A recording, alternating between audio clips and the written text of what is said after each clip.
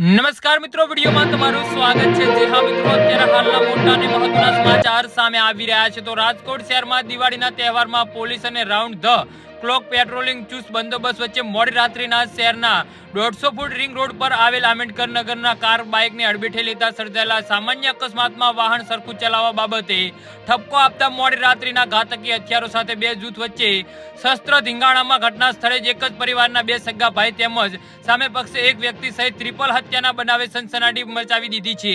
જી હા મિત્રો, અત્યારે હાલના મોટા અને દુઃખદ સમાચાર સામે આવી રહ્યા છે। તો પોલીસ સૂત્રો પાસેથી મળતી વિગતો મુજબ રાજકોટ શહેરના 150 ફૂટ રિંગ રોડ પર આવેલ આંબેડકર નગરમાં ગત મોડી રાત્રિના સુરેશભાઈ વસરામભાઈ પરમાર વાળો યુવક પોતાના ઘરે પાસે હતો તે વેળાએ કારમાં નીકળેલા શખ્સે બાઇકને અડબેટે લેતા સામાન્ય અકસ્માત સર્જાયો હતો। સુરેશે કાર ચાલકને વાહન જોઈને ચલાવવાનો ઠપકો આપતા સામાન્ય બોલાચાલી થયા બાદ કારમાં આવેલા શખ્સો નીકળી ગયા હતા।